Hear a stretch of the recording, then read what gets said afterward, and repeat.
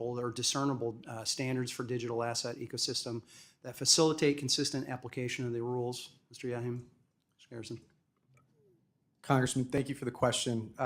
That's absolutely true. There's just been a complete lack of policy making, and it's been a regulation by enforcement regime using a decades-old jurisdictional test to try to shoehorn the diverse set of digital assets in the market into the securities laws. And let's just be clear, regulation through enforcement is the bad thing, right?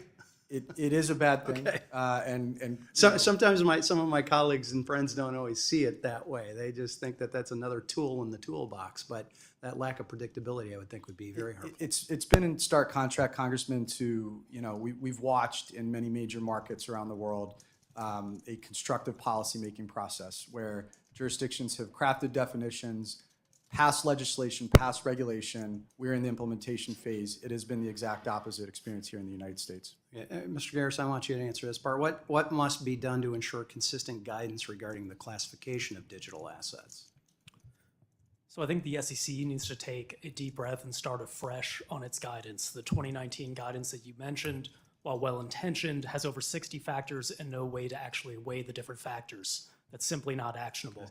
There's I think good news is Acting Chair Ueda is seemingly doing that, taking a very different approach. One of his first was to rescind the Staff Advisory Bulletin 121, SAB 121, followed by the creation of a crypto task force headed by fellow Commissioner Hester Peirce.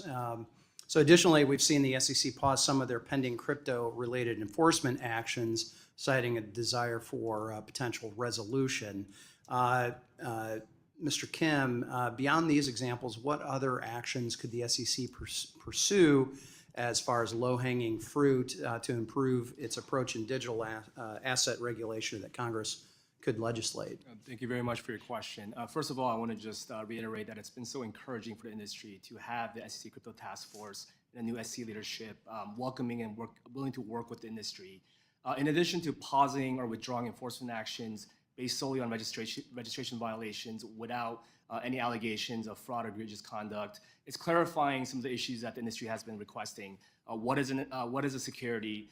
Clarifying and confirming that a stablecoin that is backed one-to-one US dollar denominated is not a security, and just continue to work with industry. The industry wants to work with our regulators to make sure that we can enhance clarity and provide for US leadership.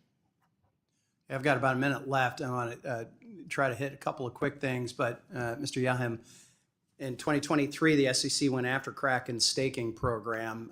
You operate in over 200 countries, is that correct? That's correct. Yeah. Okay, that's a fair number. Being a member of the Foreign Affairs Committee, I know that constitutes much of the known digital world on that. But did any other regulator around the world shut you down as former Chair Gensler did? No, Congressman, and I think to put our global operations in context, in those jurisdictions that have advanced clear rules of the road, we've worked with regulators to put those in place, and we are regulatory compliant. There are a lot of jurisdictions that haven't, and markets operate on a verse solicitation basis, but most of our business is across North America and Europe, where we see regulation moving forward. My time has expired, but I will put a question into you all about whether U.S. lawmakers should be concerned what Europe was first out of the gate with some of their regulations and their framework, and what lessons can the U.S. learn from MiCA. So with that, Mr. Chair, I yield back. The gentleman yields back. The gentlewoman from California, Ms. Waters, who's also the ranking member of the full committee, is recognized for 5 minutes to ask questions. Mr. Massid, consumer protections are under attack in this country, and this will have profound consequences for all of our constituents. As Elon Musk and the Trump administration try to delete the CFPB, Republicans on this committee have offered stablecoin legislation that is also light on consumer protections. In the legislation I released, there are robust protections for consumer wallets, including risk management and financial resource requirements to ensure consumers do not lose their payment stablecoins to the scams and fraud that have plagued the crypto industry for far too long. What will it mean for consumers if these protections are stripped away, as Republicans on our committee have suggested? Well, I think you're exactly right, Congresswoman, that we could see a lot of consumer harm